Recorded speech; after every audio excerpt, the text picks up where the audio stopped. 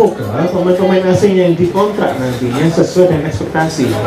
Semoga jangan sampai membeli kucing dalam karung. Itu bukan cuma dari manajemen, itu juga harus dibangun juga dari supporter.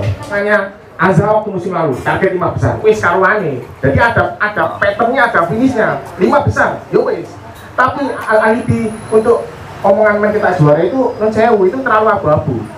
Mas gak iso, targetnya pokoknya udah juara. Nah, perkiraan ini waktu nanti Lari Tanding Labe Solo sudah bakal memainkan uji coba pemain asing yang tadi sempat di spil tadi itu. Geli gitu kan, tim sebesar Persebaya kok dipuji akhirnya ceritanya agen. Pemain elek itu malah api, ibaratnya dia dodolan kan gitu. Dan satu-satunya pemain yang 2 kali mendapatkan kuat untuk Persebaya di kompetisi resmi. Amido Balde.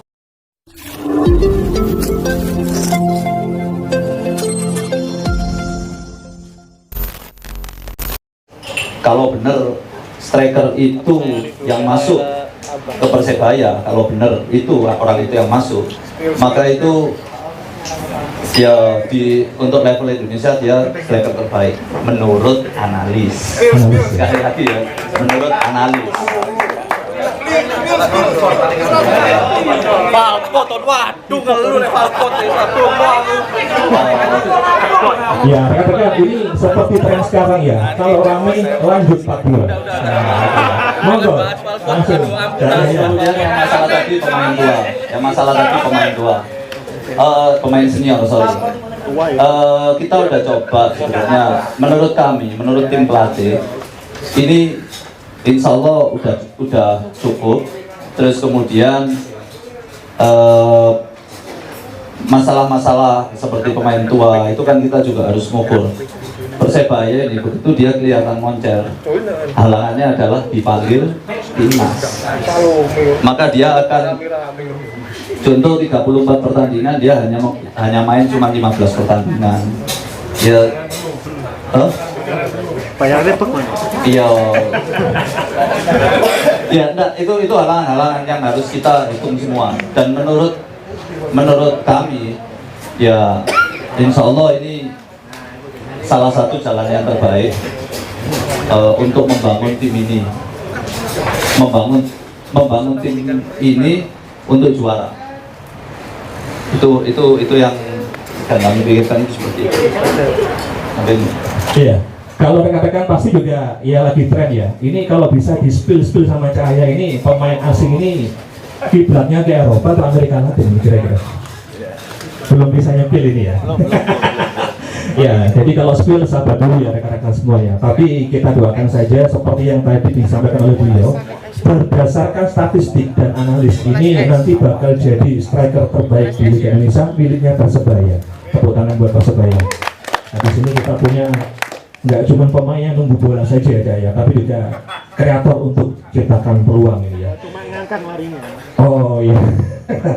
Ya harapannya gitu ya. Oke rekan semua masih di diskusi BWA halal bihalal juga diskusi Persebaya disilakan ya. Menu-menu masih tersedia, semua menu ini available untuk diminum di sini dan juga dibawa pulang. Persembahan dari Surah Kopi tentunya.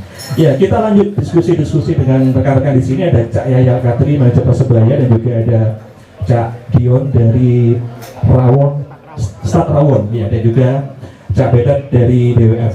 Ya kita ke komentarnya dari Cak Dion dulu ya, menyoal pemain-pemain ini ya, pemain asing tadi yang sudah dipersiapkan ini meskipun baru satu ini. Kalau dari Cak Dion ini kira-kira apakah juga sengaja dengan Cahaya gitu ya, gak lama lagi kita bakal ketahuan di spill ini pemain terbaiknya bakal seperti apa, striker terbaiknya tadi dijanjikan itu. Kalau saya ini wakil Stad Rawon ya, kan nggak mungkin kalau beliau kan Persebaya ya, Stad Rawon ya.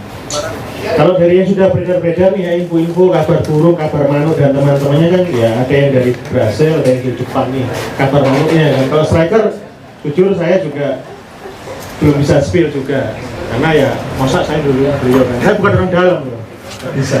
Tapi memang itu tadi pemilihan pemain asing di sini penting. Meskipun memang beberapa dari itu tahu namanya siapa, statistiknya seperti apa, tapi ingat musim lalu kita punya Marukawa sama Bruno, yang kita juga nggak tahu nih mereka itu siapa. Sampai Marukawa pakai nomor 10 itu lapo. Wong Jepang pakai nomor 10, tapi ternyata dia bisa membuktikan bahwa dia adalah sisanya sejarah. Gitu. Nah itu juga harapan yang sama untuk musim depan ini, bahwa semoga pemain-pemain asing yang dikontrak nantinya sesuai dengan ekspektasi. Semoga jangan sampai membeli kucing dalam karung. Tapi saya rasa kalau beliau ini ya, kalau mau beli itu kayaknya harus dicek ulang. Mau kontrak cek ulang, kamu sakit enggak, kamu punya cedera enggak, sebenarnya kayak gitu deh. Karena nggak mau rugi juga. Nanti kalau rugi, kalau misalnya rugi ya, Persebaya rugi, yang ngomel siapa? Semuanya yang ngomel. Apalagi salah beli. Mungkin nggak cedera tapi salah beli kayak kemarin. Jadi lelucon seumur hidup itu nanti. Jangan sampai. Tapi saya rasa beliau sudah belajar dari pengalaman yang sudah, dan kita doakan semoga pilihannya tidak salah dan bisa berbicara banyak di Liga Indonesia. Dan satu lagi, jangan sampai cedera. Kadang-kadang kita punya sejarah nih, kita ngontrak pemain asing bagus banget, ternyata kakinya kaca. Zaman tahun 2001 ada Rony Pereira, zaman dulu itu pemain Brasil. Iya. Cek cilik umbulan. Aku kenal Balde toh. Aku kenal Balde toh. Nah ini tahun 2007 lah ada Pablo Rojas. Nah itu kan ini temennya ini ada temennya ini. Ada Pablo Rojas itu juga sama, bagus tapi kakinya kaca. Jadi jangan sampai kita dapat pemain bagus tapi kakinya kaca. Dan saya kira itu sudah di mapping lah seperti itu, semoga bisa berkembang lagi, bisa membawa tim ini sesuai dengan target. Karena apa? Tim ini targetnya 3 besar ya, saya kalau nggak salah kemarin. Kalau kita ikut liga, itu semua itu ingin kejar juara. Tapi targetnya? Tapi kalau umpamanya ada di Asia lah, itu minimal. Ada di Asia, berarti kan let's say kita bilang 3 besar. Otomatis kalau 3 besar ini terucap, kan sudah diukur. Nggak mungkin pelatih ini bilang, iya, tapi ternyata kualitas pemainnya nggak mumpuni. Pasti sudah diukur. Dan saya pikir dari 2018 sampai sekarang, konsisten di 5 besar untuk tim yang baru kembali dipulihkan itu adalah sesuatu yang patut disyukuri. Meskipun kita juga kangen nih sama juara, saya pun kangen, tak beda kan semua kangen dengan juara. Tapi saya pikir bagaimana caranya Persebaya ini bisa berdiri jejak dulu, memiliki kemampuan finansial yang bagus sampai pada akhirnya nanti bisa continue berkompetisi di Asia. Karena Asia itu kan idaman ya, duitnya juga gede, idaman seperti itu. Jadi ya kita doakan aja yang terbaik buat Persebaya di musim depan. Amin tentunya rekan-rekan semua ya. Kalau tadi sudah ada komentar juga dari ini ya, Cak Gion dari Staf Rawang. Cak Betet tadi sudah terucap Arsenal, apakah ada rencana Granit Xhaka mau didatangkan? Saya mau tanya dulu nih sama Mas Yasya nih. Ini targetnya kemarin yang saya dengar itu mencetak juara, Mas. Sekarang direvisi nih, jadi 3 besar. 3 besar. Bener Mas? Tanya dulu. Gini, kalau saya ya, saya setiap ikut kompetisi apapun itu pasti kita bisa juara. Itu dulu, kita nggak usah nge-level. Oh nanti urutan 2, kita bangun mindset dulu bahwa kita bisa juara. Kita harus bangun mindset itu dulu. Itu bukan cuma dari manajemen, itu juga harus dibangun juga dari supporter, dari semua elemen yang mendukung tim itu. Jadi bahasanya itu kita akan mengejar suara itu, mungkin itu. Ya, kenapa saya tanya itu? Karena gini ya, kalimat mencetak juara seperti yang Coach Adi bilang itu kalimat yang abu-abu, ambigu, nggak ada pakemnya, nggak ada finishnya. Anda finish di posisi 10 menjauh atau posisi 12, Anda bisa beralibi dengan mengatakan tim ini mencetak juara gitu. Makanya kalau saya disuruh pilih, saya kan lebih senang omongannya Azhar waktu musim lalu target 5 besar, wis karuane. Jadi ada patternnya, ada finishnya 5 besar, yo wis. Tapi alibi untuk omongan main kita juara itu non sewu itu terlalu abu-abu. Nek jare arek bonek, nek wani aja wedi, nek wadi aja wani meni, nek wedi aja wani gitu. Jadi maksud saya itu harus ada finish yang jelas gitu. Nah, ketika Mas Yahya bilang 3 besar, saya mengamini dan saya saya mendukung optimisme ini terbangun. Berarti 2022 ini kita 3 besar, di 2023-2024 kita juara seperti itu. Itu. Oke. Soal pemain ya. Nah, ini ada kontradiktif ya. Agak kontradiktif ya. Waktu di Disway, Mas Yahya bilang kalau ada di Disway.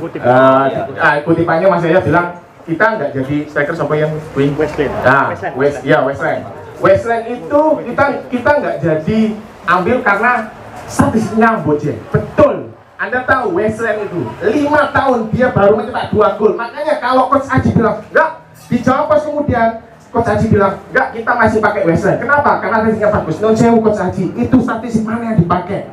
Westland itu 5 tahun pertandingan, 5 tahun dia cuma mencetak 2 biji gol. Statistik mana yang dipakai? Makanya ketika tadi Mas Yahya bilang bahwasanya kita membeli pemain itu berdasarkan statistik. Nah, saya harap statistiknya ini benar-benar, analis statistik ini benar-benar dijalankan gitu. Non sewu Mas Yahya, Asrul itu selalu bilang bahwa kita ingin juara dengan cara yang baik. Makanya dia kiblatnya adalah selalu ke Amerika. Padahal kiblat sepak bola itu di Eropa ya. Nah, maksud saya itu mungkin profesionalisme ala orang-orang Amerika itu yang ditiru. Nah, di era sepak bola modern ini itu seharusnya sudah nggak ada lagi kita kebujuk agen. Mosok pemain kenal apa digawe. Kan gini, loh ini lucu ya. Ini kan saya lucu ya. Kenal pot ini adalah ya dua tahun terakhir dia bermain sebagai winger kiri, sedangkan Persebaya kehilangan Lucy Wilson sebagai central forward gitu loh. Kenapa harus memaksakan pemain yang bahkan jumlah golnya tidak lebih dari 5 biji dan bermain sebagai sayap kiri gitu. Nah, di era sepak bola modern seperti yang saya ungkapkan tadi, seharusnya Asrul Ananda itu tahu ada yang namanya talent scout. Jadi sudah nggak perlu ada lagi ke bujuk agen. Kenapa? Dari talent scout ini akan diketahui bahwa apakah si A ini benar-benar pemain yang mumpuni, apakah statusnya baik, itu sudah nggak ada lagi. Ayo, apa ini? Seleksi di sini, wis gak usum. Itu zamannya Anthony Gemma Balam biyen usum seleksi. Itu wongi. Gak usum. Kenapa? Karena dengan adanya talent scout atau kalau yang lebih luas lagi sporting director, itu hal yang sangat-sangat teknis itu sudah bisa diaplikasikan dalam Persebaya. Nah, baik lagi soal mental lagi juga, soal profesionalisme itu juga seorang psikolog. Ada lagi video analis atau teknik analis itu juga perlu. Jadi itu untuk mendukung apa? Untuk mendukung profesionalisme Persebaya dalam mengarungi liga. Jadi benar-benar apa yang diharapkan industri sepak bola itu benar-benar dilakukan Persebaya dengan sangat baik. Itu Mas saya. Jadi kita ngomongkan yang masalah banyaknya apa dulu nih? Disway dulu.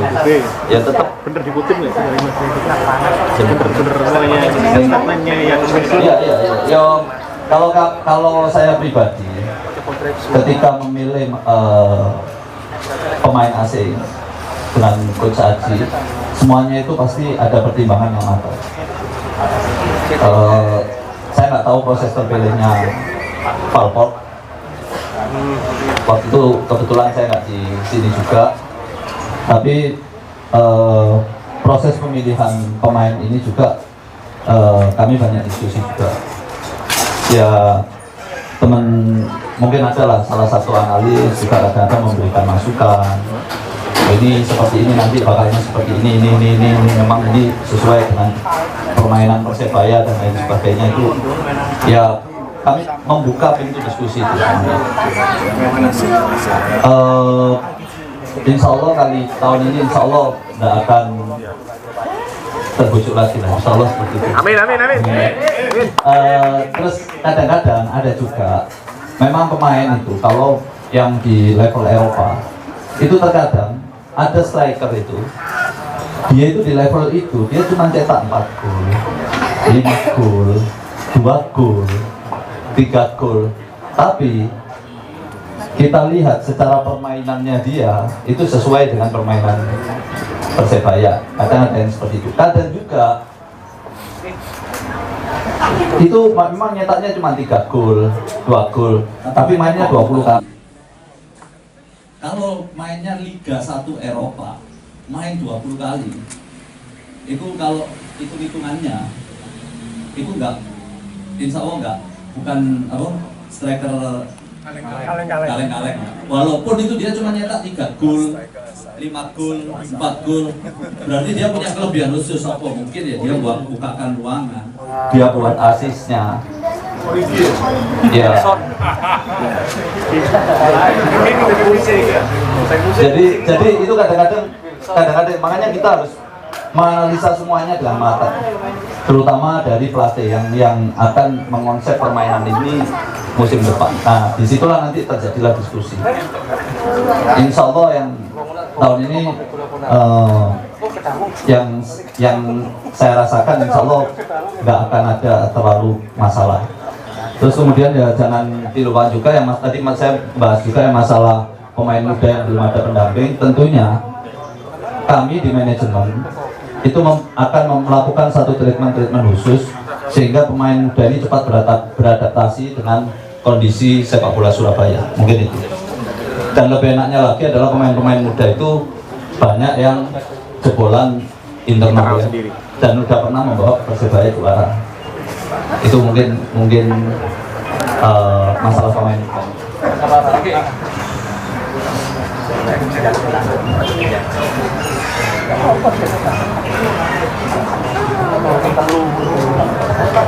Tim audio mikrofon 1 bisa dihidupkan lagi. Oke rekan-rekan, diskusinya panas tapi mengasihkan ya. Tepuk tangan untuk 3 narasumber juga untuk kita semua ya. Ini menarik kalau tadi menyimak ya sebelum saya ke Cak Dion. Saya ingin tanya satu pertanyaan singkat ke Cak Yahur ini. Kalau tadi targetnya 3 besar, tiba-tiba dalam separuh kompetisi ternyata Persebaya itu peringkat 3-2, apakah kemudian target dengan kompetisi harus juara gitu? Kalau ternyata takdir membawa Persebaya jadi kita nggak juara gitu. Ini kita harus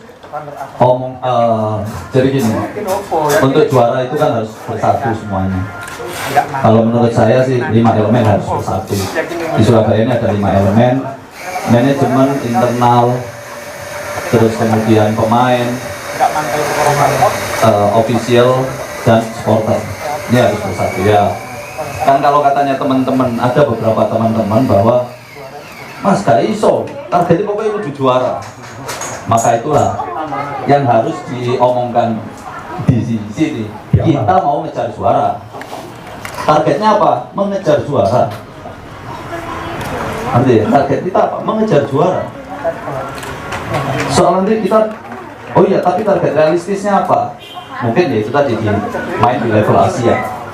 Itu adalah garisnya itu di situ. Jadi, iya. Ternyata tiba-tiba di tengah kompetisi, jadi peringkat 2-3. Tidak ada di tengah-tengah kompetisi. Wah ini nanti, kita harus juara nih. Nggak ada, kita targetnya itu sebenarnya mengejar juara loh. Jadi udah juara aja. Juara aja ya. Iya, di los naik. Syukur-syukur mungkin masih di peringkat 2, peringkat 3. Ya kita kencengin lagi supaya gimana caranya juara kan gitu. Oke, tepuk tangan teman-teman semua ya. Kita targetnya adalah juara. Ya rekan-rekan semua mengejar juara ya, mengejar juara gitu ya. Jadi kalau ternyata betul-betul peringkat 2 nempel terus kurang 10 pertandingan ya berarti kita kejar peringkat 1-nya untuk mengejar juara. Oke, buat rekan-rekan semua selamat datang di diskusi dan juga Piala BWF di Sura Coffee. Silakan pesan-pesan menu-menunya udah tersedia semua, bisa di sini dan juga bisa untuk dibawa pulang, termasuk bisa langsung membawa pulang oleh-oleh tentunya beberapa karya dari Bonek Water Forum di sini. Dan juga saya ingatkan untuk teman-teman semua bisa update status di Instagram atau di Twitter. Untuk yang di Instagram hashtagnya adalah Halbil BWF, tagnya ke BWF 1927. Nanti akan di survei sama rekan-rekan BWF untuk dipilih beberapa yang bisa membawa pulang souvenir dari Bonek Water Forum. Saya ke Cak Dion. Cak Dion tadi sudah kita ketahui bersama, termasuk dari Cak Yaya Kadiri, Persebaya rata-rata skuadnya dari pemain muda. mengawali kompetisi dengan pemain muda, apakah Cak Dion optimis nih? Beberapa pertandingan awal itu 3 angka kita raih, karena ya kita ketahui ini persaingan Liga Utama. Persebaya pemainnya muda semua. Gimana Cak Dion? Di beberapa pertandingan awal ya, apakah bisa 3 angka? Kuncinya cuma satu. Nah, jadwal juga belum keluar. Tapi kalau andai kata jadwal sudah keluar, ini cuma satu. Latihan dan latih tanding yang simultan. Saya rasa itu bisa lah Mas Jaya nanti mengarrange, mengkombinasikan bagaimana caranya bisa berlatih tanding. Punya di situ aja sih. Kalau yang kayak kemarin tuh kan awal musim kita ada kendala di belum vaksin pemain asingnya di awal musim ya. Satu pertandingan berikutnya sudah lengkap, menang. Pertandingan berikutnya unggul dulu tapi beres setelahnya. Nah, tapi itu harapan saya sih sama yang lainnya, bisa 3 angka. Jangan sampai nggak bisa 3 angka. Kalau nggak bisa 3 angka nanti nama sama aja ngundang prahara itu namanya. Nanti kita mulai gini-gini lagi nanti kayak MU nanti kan. Kok nyebrangnya ke sana aja? Saya juga MU soalnya, nggak masalah. Kayak gitu juga. Podowon. Gak apa-apa, tapi kuncinya itu tadi, memang harus dikejar. 3 angka itu gimana cara dikejar? Entah nanti mau main di kandang, mau main tandang, iya gimana caranya harus diusahakan sesuai dengan apa yang katanya Mas Jaya tadi kan, mengejar juara. Kalau udah mau niatnya ngejar juara, setiap pertandingan ya dianggap sebagai final. Gitu, nggak mau tahu. Dan saya rasa teman-teman juga mengamini itu mainnya, pokoknya main mesti ngapi, mosek. Di situ aja. Nanti perkara hasil akhir ya sudah nanti ditentukan nanti lah. Yang penting main ngapi atau milih mana? Main blendes tapi menang. Pilih mana? Ugly win lagi kayak kemarin itu sempat ugly win berkali-kali kan, kayak gitu. Tinggal pilih aja sekarang. Kalau saya sih pribadi ya mending main mosek ya menang. Mosek tapi kalah, loro hatinya. Itu aja. Itu saya sih Mas. Iya, saya ke ini Cak Yaya. Kalau tadi sudah terucap dari Cak Dion ya, pre-season ini harus jadi acuan utama Persebaya untuk meningkatkan pengalamannya pemain muda ini. Ada agenda ini untuk pre-seasonnya seperti apa nih Cak Yaya? Latih tanding. Yang jelas sudah ada agenda semuanya. Ya, kita akan mulai uji coba perdana itu ya tanggal 22 itu melawan Persisul. Insya Allah itu nanti kan kita bisa melihat awalnya seperti apa, nanti berprosesnya seperti apa sampai bulan Juli. Ini semua pemain-pemain muda bakal dimainkan ini ya untuk di uji coba ini ya. Kebetulan untuk kali ini memang kan ada pemain-pemain kita yang masih di tim nasional, jadi kesempatan bermain bagi semua pemain muda itu sangat besar, insya Allah. Apakah ada perkiraan ini waktu nanti latih tanding Mabes Solo sudah bakal memainkan uji coba pemain asing yang tadi sempat di spil tadi itu? Enggak, pemain asing terus terang masih belum ya? Masih datangnya itu mungkin masih akhir-akhir bulan gitu ya. Kalaupun umpama ada yang maju mungkin satu orang, tapi kalau yang lain tak rasa baru datang akhir bulan. Karena memang kontraknya dengan klubnya itu rata-rata berhentinya segitu. Di pertengahan tahun 30 Juni biasanya kalau di Eropa. Enggak Mei ya, 31 Mei. Tanggal segitulah, ada yang 25, ada yang itu selesainya. Iya, Cak Beta masih tentang pemain muda yang nanti ini pasti ya, karena kalau dari statistik kan rata-rata pemainnya di bawah 25 tahun semua ini. Cak Beta optimis juga ini. Awal kompetisi musim terbaru Persebaya pemain muda bakal meraih 3 angka beruntun atau ya naik turun ini. Gambaran di Piala Menpora Mas Dio ya. Itu banyak pemain mudanya dan pemain mudanya cukup menjanjikan. Salah satunya adalah Bang Firmansyah yang sempat dipuji oleh Bung Kusna ini, wartawan lama itu Akbar itu sempat disebut sebagai anti Firmansyah, the next anti Firmansyah dengan postur yang lebih baik. Itu menandakan bahwasanya pemain muda ini sebenarnya menjanjikan. Kalau diberikan minute play yang baik, diberikan minute play yang banyak, tapi dengan adanya mentor dari pemain-pemain tua atau pemain-pemain asing yang cukup signifikan, itu bisa membentuk karakter mereka jadi semakin lebih kuat gitu. Kalau impactnya apa? Impactnya ya itu tadi, kalau kata Mas Dio tadi, kalau disuruh milih ya mendingan menang, karena konsistensi dalam 34 match itu untuk meraih 3 poin itu sangat lebih penting gitu, daripada hanya bermain bagus. Mourinho sendiri pernah bilang yang akhirnya jadi postulat umum di sepak bola ya, bahwasanya kalau disuruh milih saya lebih milih menang.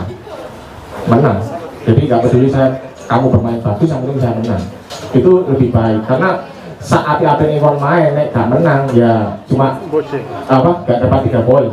Sejelek-jelek pun kamu menang, meraihnya juga tetap 3 poin gitu. Jadi itu paling penting, karena yang dinilai itu adalah poin hasil akhir, bukan sebagus apa Anda bermain. Itu.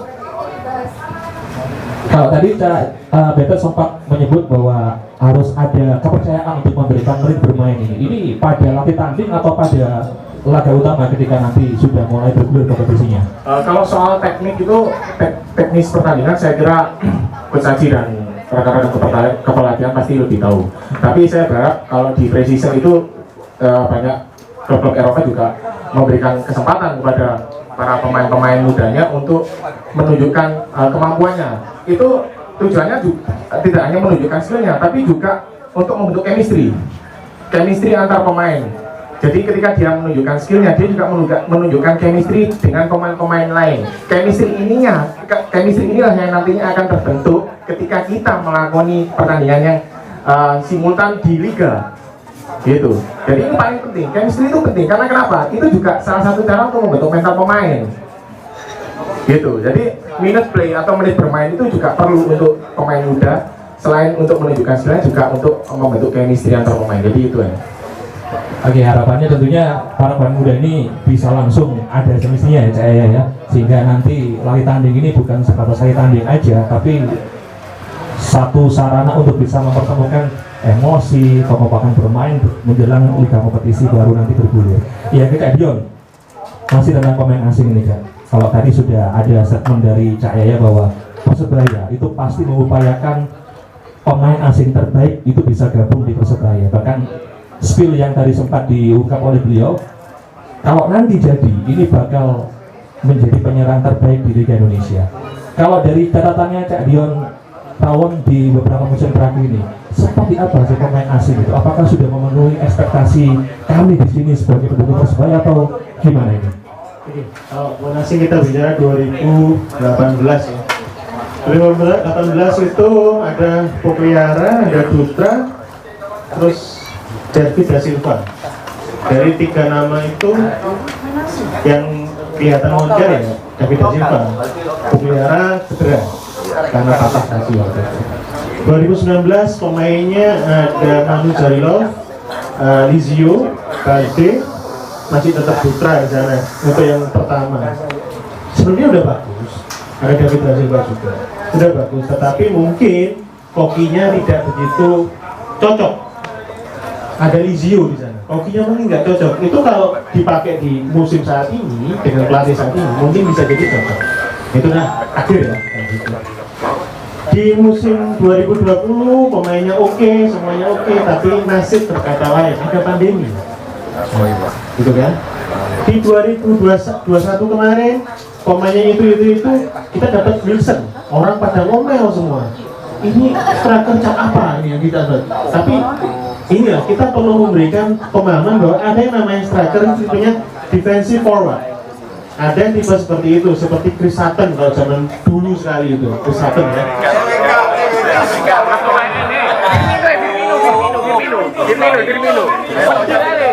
Chris Sutton itu pemainnya Blackburn. Oh, ini kan? Ketuaan. Oke, Firmino lah, Firmino. Kalau sekarang yang teman-teman mungkin tahu Firmino, mungkin seperti defensive forward.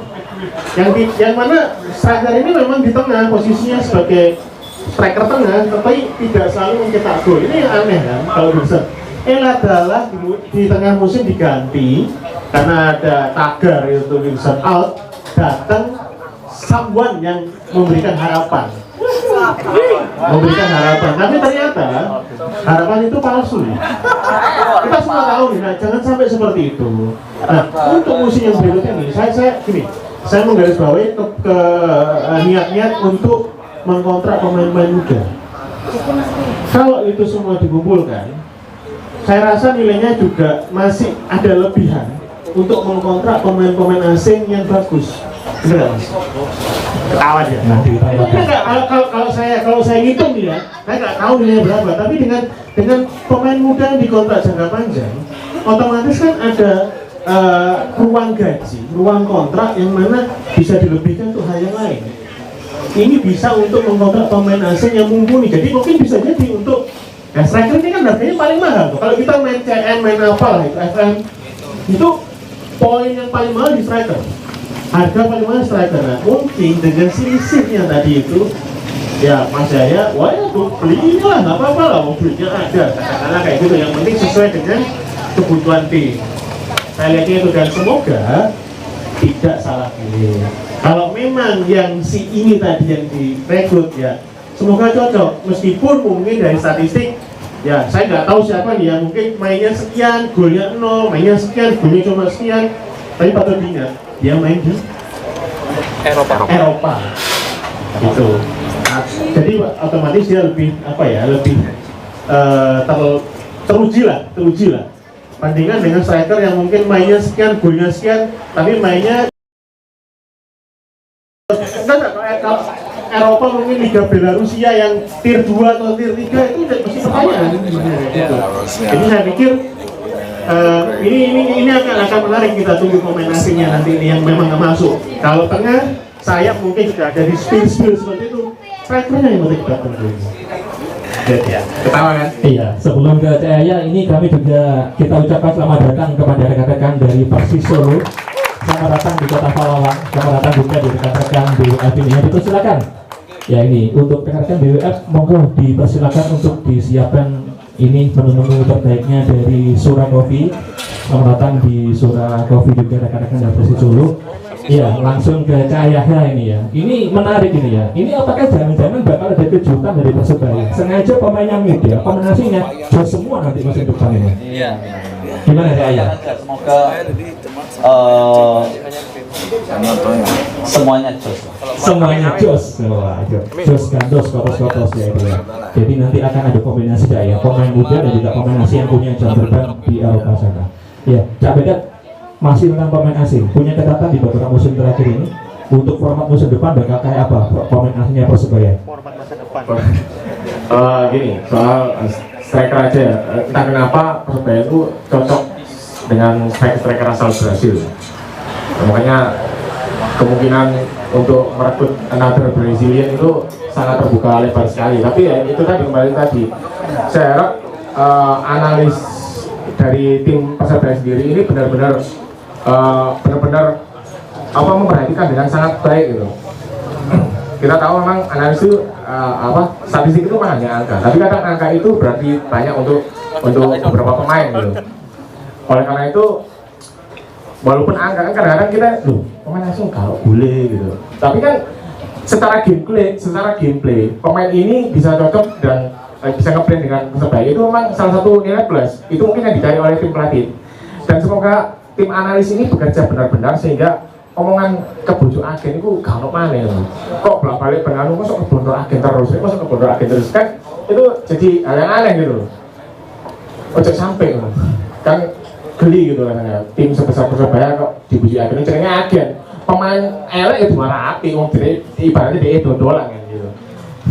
Gitu, jadi tim analis benar-benar gak percaya begitu saja 100% dengan omongannya agen, tapi benar-benar untuk melakukan analisis seluruhnya, bagaimana pemain ini benar-benar ketika berada di lapangan dan bagaimana karakternya ketika nanti ngeblend dengan Persebaya atau tidak gitu. Oke, jadi ini tetap ya condongnya ke Amerika Selatan, Brasil ini ya. Kalau dari statementnya tadi memang ada titik nyaman bagi Cak Betet gitu lah, kalau pemain asing Persebaya itu ada yang dari Brasil gitu di squadnya. Nyaman buat Persebaya, karena selama ini kita juara juga bersama Brazilian, begitu ya Mas Dian ya? Ya, di buku saya memang kayak gitu. Memang mostly pemain Brasil, tapi kan kita nggak tahu, zaman sudah berubah mungkin. Siapa tahu dari benua lain yang ternyata berkontribusi untuk Persebaya. Kan kita nggak tahu nih, Jepang kemarin nih, Marukawa ini kan, itu salah satu anomali. Padahal sebelumnya pemain Jepang terakhir kita adalah Uchida. Takatoshi Uchida yang tidak bisa dibilang berhasil. Nggak bisa dibilang, dia Jepang soalnya nggak berhasil. Nggak bisa dibilang dia sebagai pemain asing berhasil, tapi ini adalah sebuah lompatan yang luar biasa menggunakan pemain dari negara yang tidak biasa. Kemarin kita coba pakai Guinea Bissau, Amido Balde. sebetulnya di mata saya secara kualitas dia bagus, cuma itu tadi yang racik mungkin kurang pas, jadi akhirnya tidak muncul, akhirnya dipaido sama teman-teman semua. Itu tadi. Tapi top skor. Tapi top skor, dan dia di sejarah klub Persebaya adalah satu-satunya pemain satu top skor Piala Indonesia 2019, dan satu-satunya pemain yang 2 kali mencatatkan kuat untuk Persebaya di kompetisi resmi. Amido Baldo. Itu sesuatu yang tidak boleh kita tepikan, bahwa dia punya nama bersama Persebaya. Kita punya utang masuk portofolio. Meskipun dia di klub lain, aku tahu 2 kali kuatrik sama Persebaya. Esok kali ada gitu. Contohnya kayak gitu lah. Kalau yang Palpot ya Pak. saya ngegolkan sekali, habis itu saya mainan apa namanya foto itu matahari itu, habis itu saya tenggelam seperti matahari. Jangan sampai kayak gitu. Oke, tepuk tangan semua buat rekan-rekan semua di sini, termasuk buat rekan-rekan dari Persis Solo yang baru saja hadir. Selamat datang dan juga selamat bergabung di diskusi Sabta Halal Bihalal. Ya, kita menjadi satu kehormatan juga bisa kedatangan rekan-rekan dari Persis Solo. Ya, rekan-rekan semua dipersilakan untuk memesan menu-menu dari Surah Coffee. Saya ke Cahya ini. Cahya, ini sudah sepakat bahwa kita bakal jadi klub dengan format Beyond Guns di musim depan. Ini kira-kira untuk komposisi nih, Cak. Berapa persentasenya ini antara pemain dari binaan Persebaya dan juga pemain yang didatangkan Persebaya yang berstatus pemain muda ini? Apakah memang nanti bakal ada lebih banyak pemain binaan atau diimbang atau seperti apa formatnya? Sebenarnya kan kalau yang sudah diumumkan kan sudah jelas Iya. bahwa yang memang sebagian besar akan dipenuhi oleh pemain muda. Pemain muda. Ya mungkin angkanya sekarang mungkin kisaran 21,8 sampai 22 tahun. Angka rataan umurnya 21 ya, anggap aja kita paskan 22 tahun ya rata-rata ini ya. Ya, dari pemain yang semuda itu nih, Cak. Ini kira-kira apakah Persebaya di Cahaya sudah mulai kelihatan ya sosok kapten tim untuk kedepannya ini bakal jatuh dipercayakan pada siapa nih? nanti kita lihat Nanti kita lihat perkembangan dalam latihan dan sebagainya, pasti coaching staff juga tahu. Iya. Termasuk dari hasil uji tanding nanti ya, bakal bisa ditentukan nanti siapa kaptennya. Iya, ke Cak Dion sama Cak Betek ini ya, sebelum kita akan keluarkan kepada audiens ya. Kalau untuk format pemain musim depan ini, kira-kira akan seperti apa? Komentar dari Cak Dion? Gini, formatnya kan akan pemain muda ya. Jadi ini seperti sejarah yang berulang bagi Persebaya menurut saya. Di tahun-tahun yang lalu, di tahun-tahun sebelumnya, itu Persebaya sudah sering sekali melakukan perubahan yang banyak seperti ini. 89 juga kayak gitu pemain muda. Lalu di tahun 90 ya, juara Piala Utama dengan pemain muda. Dan tahun-tahun setelahnya juga menggunakan pemain muda. Cuma catatannya cuma satu lagi nih, tahun 2002 pada saat Persebaya terdegradasi, tetap ngeyel pakai pemain muda, tetapi tidak diberikan pemain asing yang mumpuni, tidak ada, bahkan tidak punya duit untuk kontrak pemain asing karena waktu itu wali kota Pak Cak Nartos dan sakit, tidak diurus Persebaya waktu itu. Nah ini kuncinya memang tadi itu ya, pemain asing dan pemain senior. Tetapi yang dilakukan saat ini memang sebuah pengulangan sejarah karena waktu itu sudah ada. Jadi kita nggak usah kaget sebenarnya, memang ada sejarahnya seperti Persebaya melakukan ya kasarnya potong generasi lah, rasionalisasi sudah sering. Dan hasilnya memang ya 80-20 lah keberhasilannya lah. Jadi format pemain asing nanti, pemain muda dan juga pemain binaan bakal seperti apa nih? Oh gitu. Iya. Rekan-rekan dengan tidak mengurangi ini ya esensi pembicaraan, kami bergeser karena ini ya ini bukan hujan ya, tapi Sang Pencipta merestui harapan kita semua.